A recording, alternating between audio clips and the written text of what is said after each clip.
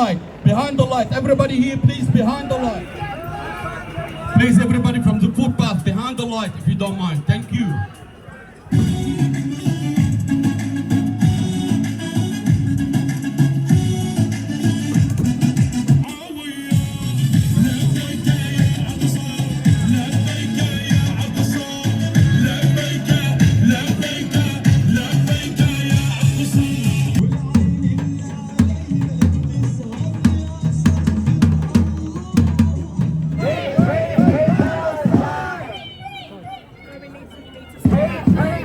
Let's go! Stop starving Gaza now! Stop starving Gaza now!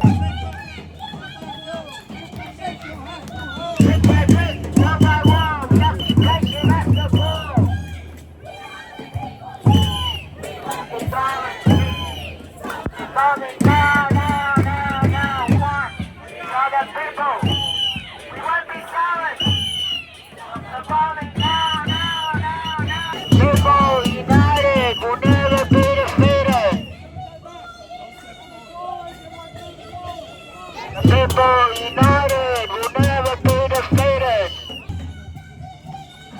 In our thousands, in our millions. We are all Palestinians. We are all Palestinians. We are all Palestinians. We are all Palestinians. I'd just like to quickly introduce our first speaker who will give us an approach. Activist Bay to the stage!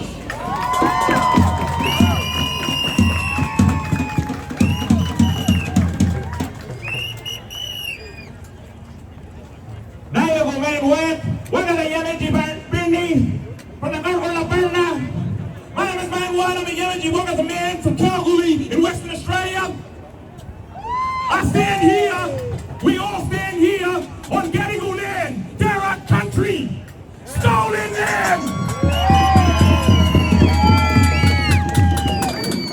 We share the same story, we share the same colonizer. They gifted that land, they stole that land, and they gave it to Israel. We stand in solidarity.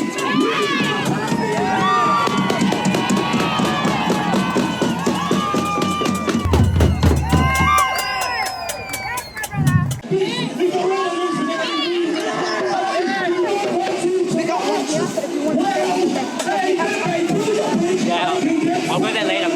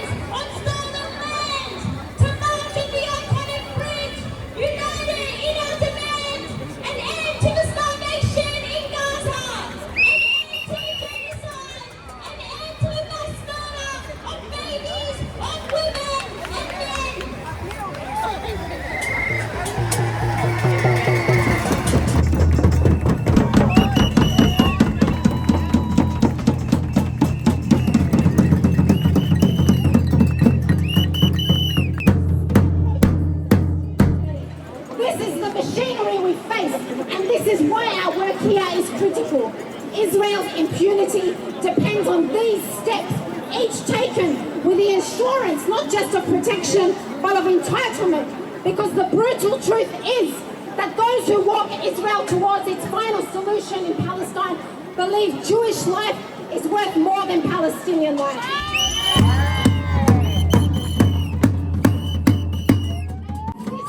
Our words are more Israel's bombs. That Zionist feelings are more sacred than our lives.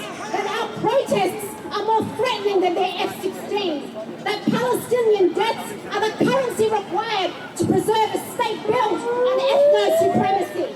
They've made this a zero-sum game, not us.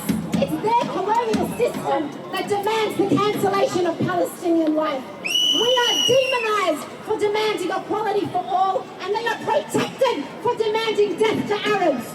Everyone who chooses the colonizer over the colonized is complicit and must be held accountable. But accountability isn't something that happens in the future. It is here and now. It is a moral demand on us all to refuse silence, send to Palestinian resistance, our voices, language, the demands of our movement. It calls on us to reject a world where people can use their talking points and excuses to manufacture consent for 2,000-pound bombs to drop on refugee tents. Accountability doesn't happen in some future courtroom. It is a daily tribunal, and it is only as good as our moral courage every single day. Premier who ran through anti-protest laws brutally punched Hannah Thomas, who showed the courage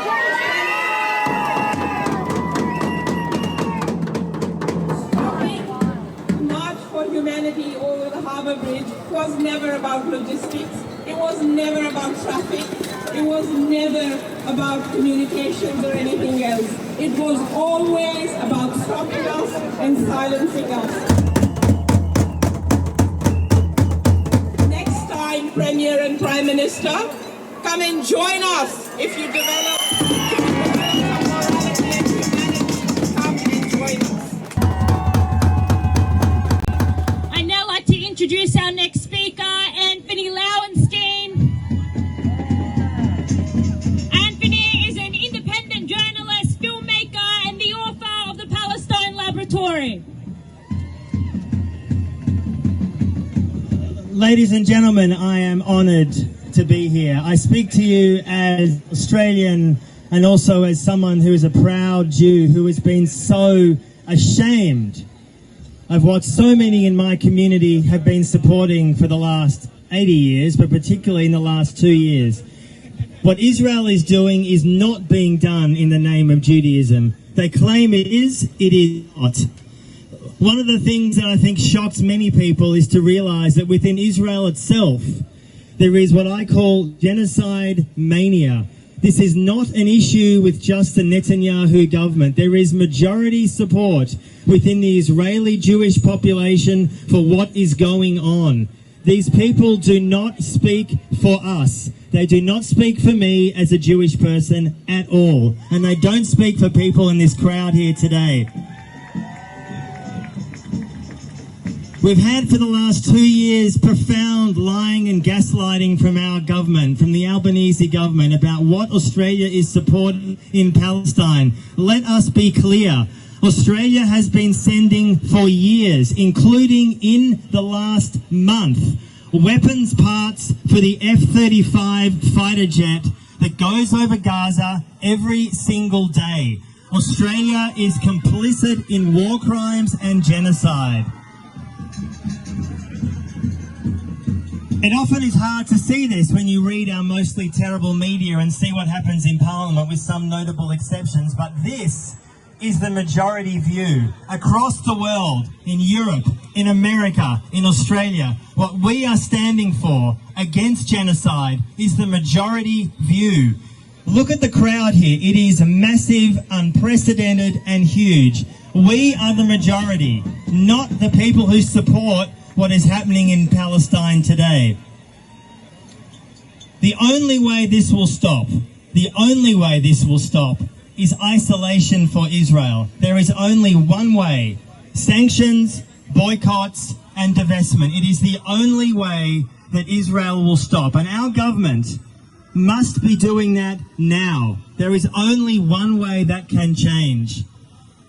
In the last 22 months, Israel has murdered more of my journalistic colleagues in Palestine that in World War I, II, Vietnam, Iraq and Afghanistan combined,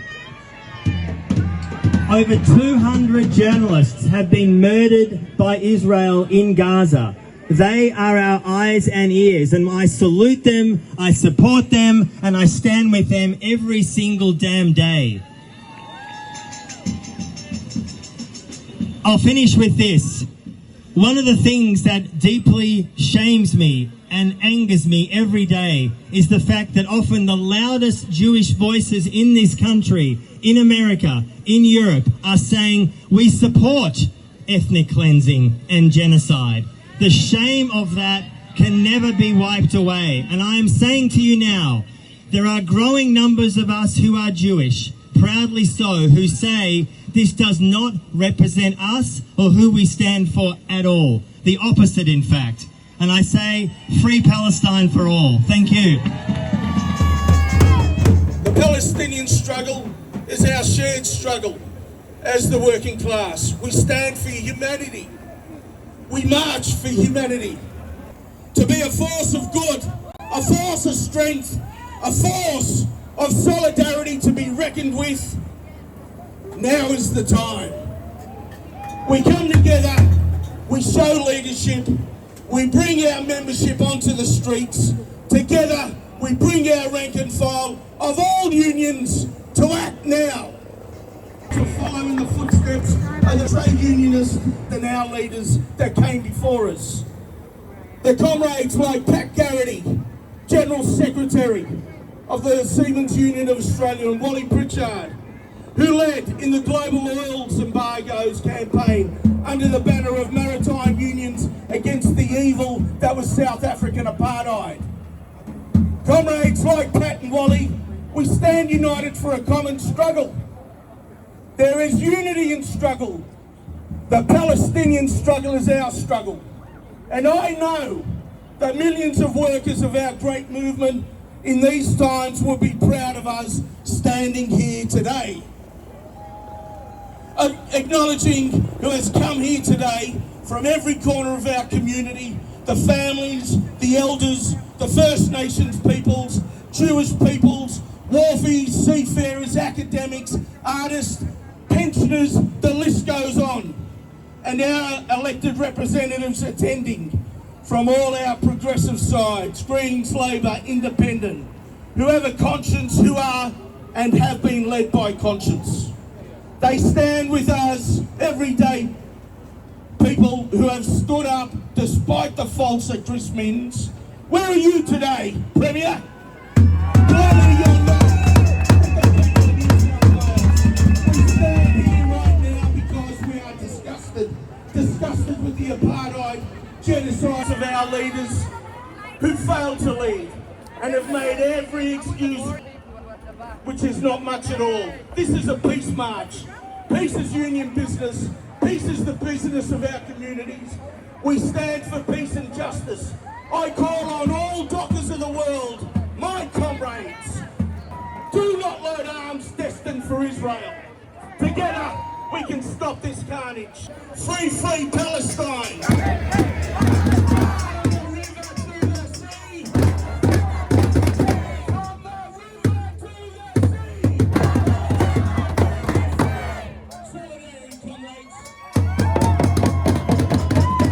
People power won.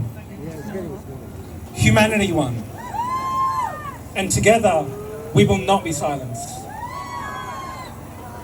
All Palestinians living in exile carry an unbreakable bond to our homeland. My father, like the 750,000 who were expelled in the first Nakba, still carries the keys to his house around his neck in the hope that he can one day return to his village of Khalid. A village that was one of 650 that was raised in the first Nakba of 1948. I learned of this story when I was young, and I have since made a lifelong commitment to Palestinian justice and human rights.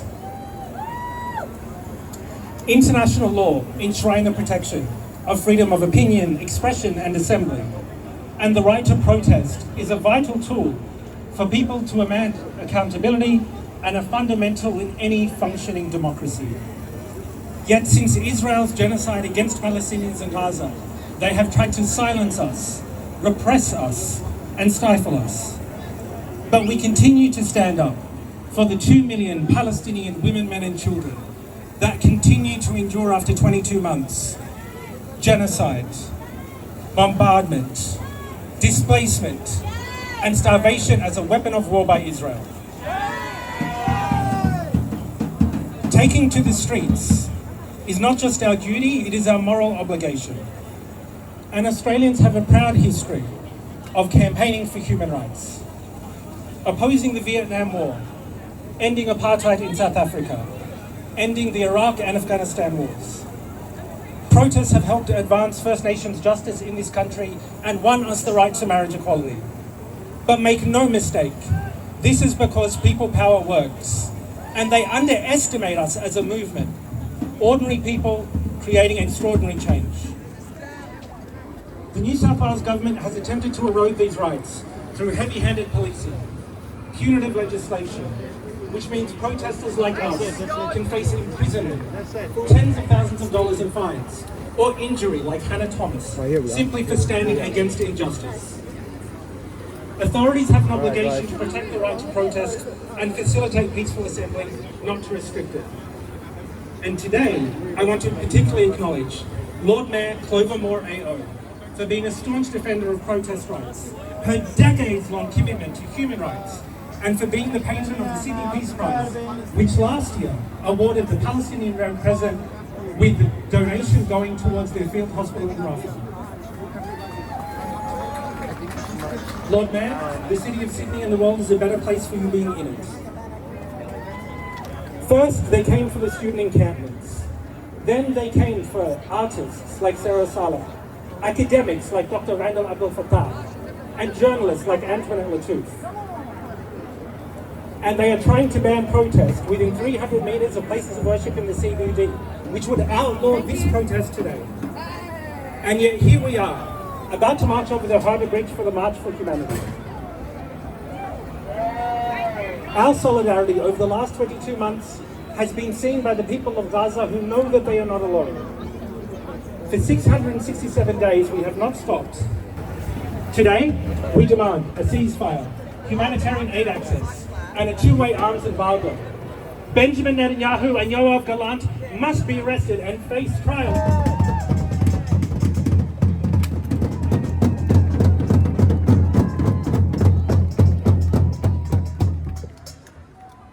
Hi everyone, it's so beautiful to see this many people here today.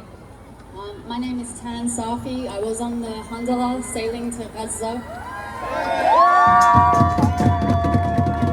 Every single night that we were sailing toward Gaza, we were surrounded by drones, search and rescue drones, Frontex, Greek Coast Guard drones, which are paid billions of dollars each year from Europe to Greece to monitor asylum seekers, to terrorize them as they're seeking shelter.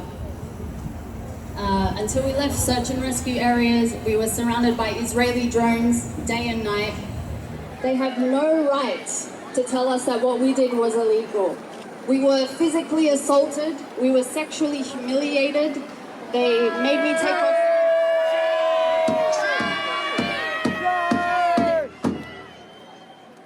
They made me take off all my clothes multiple times.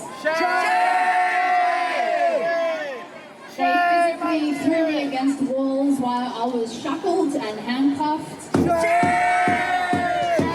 Tried to get me to sign documents in Hebrew saying that I had illegally entered Israel, and I said, I will never sign anything that isn't true.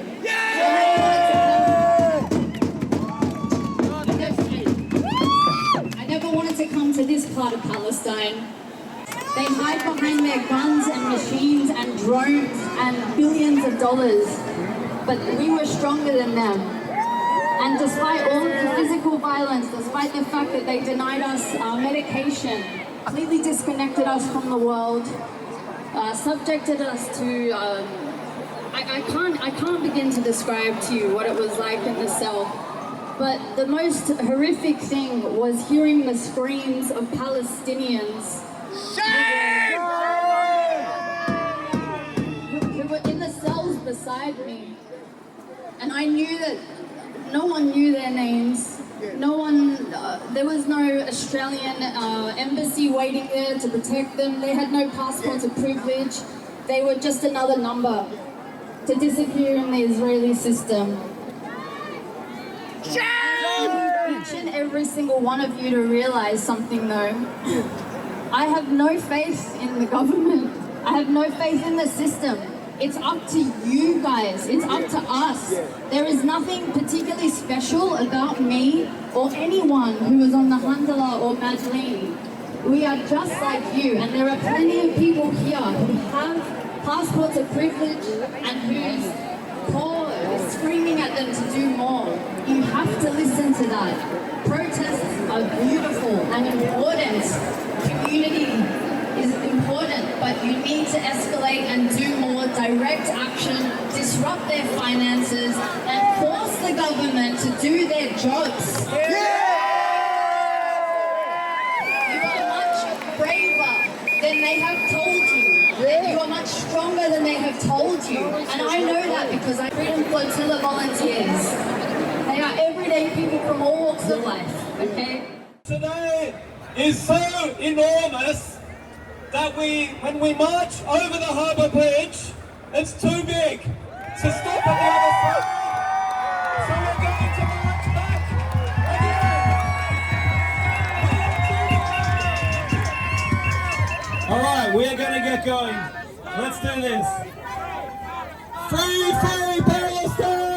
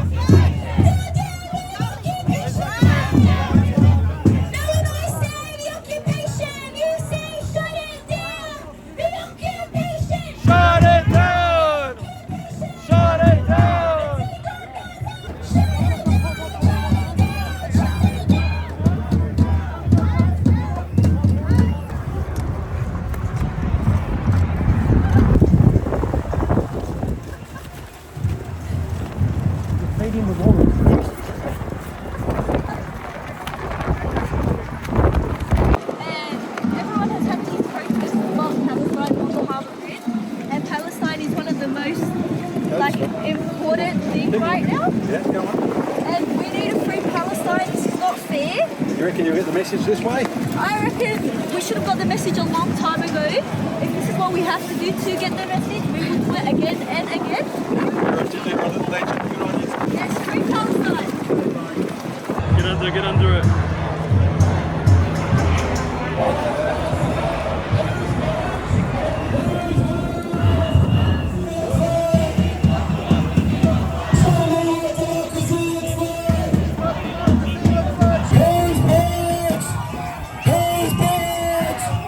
Who's